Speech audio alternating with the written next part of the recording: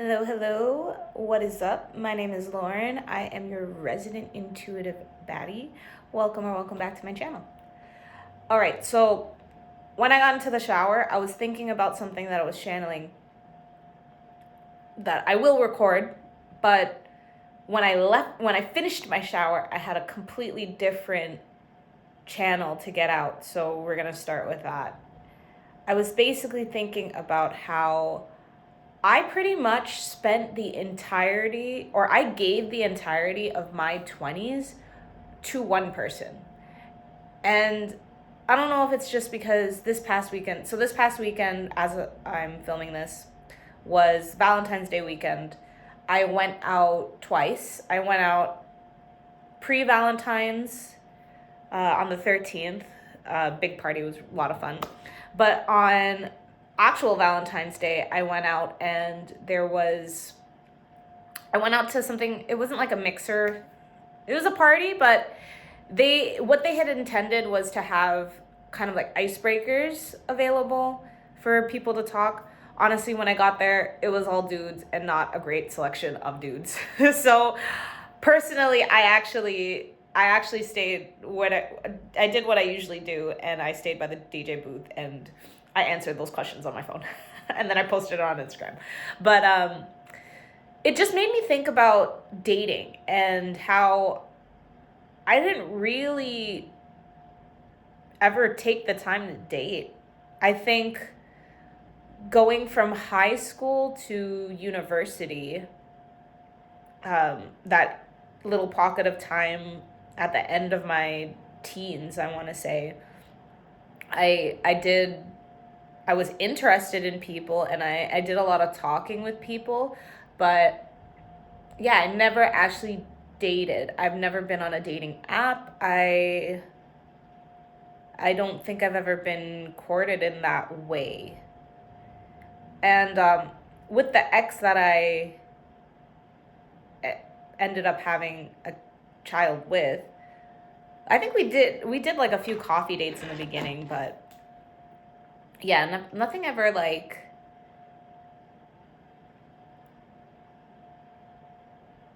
yeah, it was never like, um hey, let's go out and kind of get to know each other because I like you and I'd like to see where this goes. Anyways, so the thought that I was kind of having coming out of the shower, and I do want to disclaim that I don't regret having given all of my 20s to that one person, and I don't regret where I'm at now. I don't regret that we have a child. I'm actually very, very blessed that this happened with him, and that it didn't happen with somebody who's toxic and who's going to use our child as, I don't know, like a bargaining chip to try to control me type of shit. Very glad for that. But I guess I'm putting this out for those who might be in their 20s that might have had the same mindset as me, because that mindset that I had that was super unhealthy was the mindset that I wanted a child and I wanted to get married. I wanted this fairy tale dream wedding. And then I wanted to have a perfect daughter, both of which I did get, kind of. Like, I would say that I had a very great wedding. But beyond the dreams of my childhood self, but as somebody in their 30s now who's also a wedding planner, oh yeah, we could do that way better. And if I ever do choose to get married again, it's going to be a much better wedding, a much more organized and better executed wedding. But yeah, I think there's a lot of females that are like me in that sense, where we are so blinded by the goal that or not even the goal, let's say the story that we have in mind for ourselves, and getting to the end of that story, that we don't really care to see who we've put in the role. And I feel like, especially if you're watching this and you're anything like me, you know, we have this expectation that once this happens, this person will change. Once, like, you know, this big thing is gonna happen and it's gonna force them to change. For my ex, that came up a couple times. I thought it would happen when his dad passed. I thought it would happen when we got married. I thought it would happen when our child was born. And I guess that is the sentiment of the message, is that if you're expecting somebody to change to fit into your story and you just keep waiting for this change to happen and it's not happening, then that's where you really have to kind of check yourself and be like, yo, is this really what I want? Is this really what I want to commit to? Because I think before you have everything, right?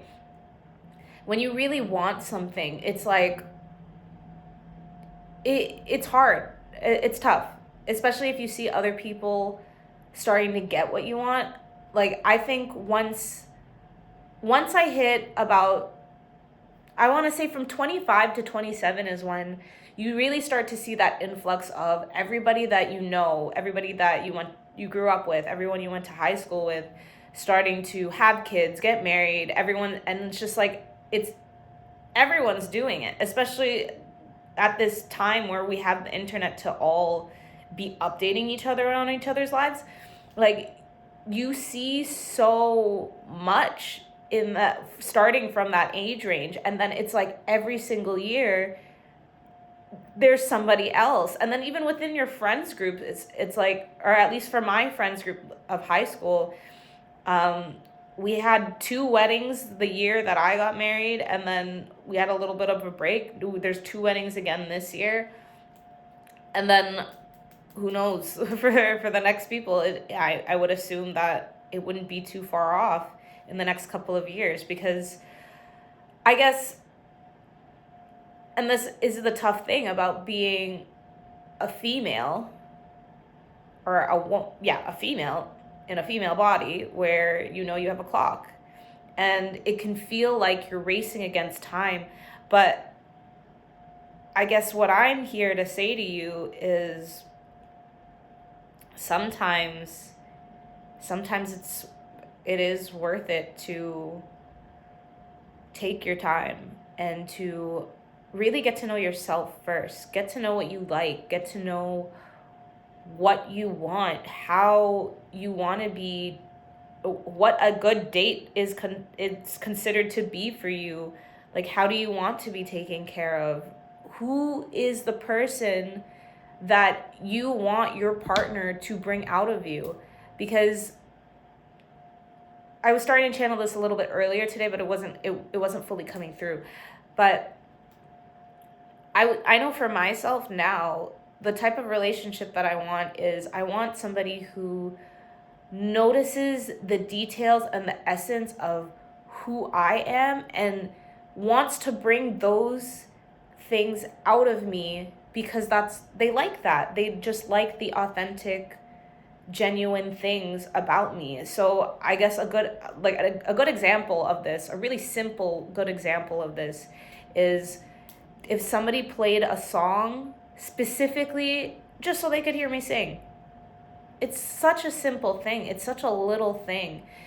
And I guess that's an example for me, because when I was much younger, when I was like, I'm not even high school, like middle school, I had boyfriends. I don't really count them as boyfriends.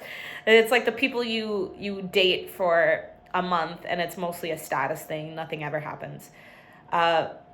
It's literally just the talking stage for a month or up to 3 months. I don't know. There's people who have gotten farther, I'm sure. But I remember I used to sing on the phone a lot, because I used to sing all the time just because I loved singing. I mean, there was a point in time where I didn't want to be a singer, but I mean, regardless, that's just what I did all the time. And then I had one boyfriend that thought it was annoying. And I didn't even realize that that's when I had stopped just doing it. I think it wasn't just that one. I think there were a couple people who just didn't encourage it. And by the time that I got to my last partner, it's like that wasn't really a normal thing for me anymore. Even though, yeah, he had heard me sing maybe a handful of times and he knew I had a good voice, but that's what I mean, is that an ideal partner would just bring those things out of you. And it's not necessarily like them trying to fix you or them trying to elevate you because they see a potential in you that you don't see anymore. It's just, they just like the natural presence of you. They want what you naturally do, and being in their energy enhances those essences of you, and vice versa. Like, I would also hope that I would bring out the best qualities in a partner but without nagging them to do it. You know what I mean? It's just like, what I want is that just me being there, just being in an experience with me makes the other person go, oh fuck, I think I want to do better for myself. I want to aim higher for myself. I want to keep myself healthy so that I can be in this relationship. Or, you know what I mean? It's like, I don't want it to feel like conditions and rules. It should just be natural. And yeah, it's like, that is something that I would have wished that I understood in my 20s, because maybe I would have taken more time out. Maybe I wouldn't have gone to the first person that felt safe to me after being in a relationship that didn't feel safe. Yeah. So, ladies, I know, I get it. You want the wedding and you want the kids, but trust me when I say it does matter. It really does matter who you do that with. And you might not be as lucky as me, I want to say. Because I know some people that are in situations that are completely toxic, and you don't want to tie yourself to somebody for such a long amount of time where your dynamic is also affecting this small human, this new person's reality as well. So really, really, really be careful and be discerning when you're dating, and really feel it out. Don't think too hard about it. Feel it out. How do they make you feel?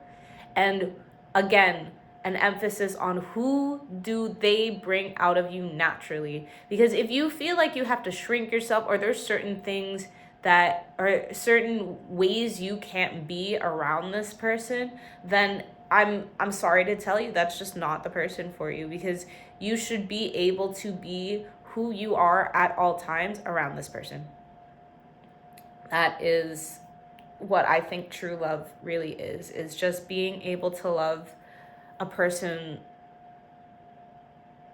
for who they are, really, and not for what they do or what they can provide or who they might be in the future. It's like, it should be,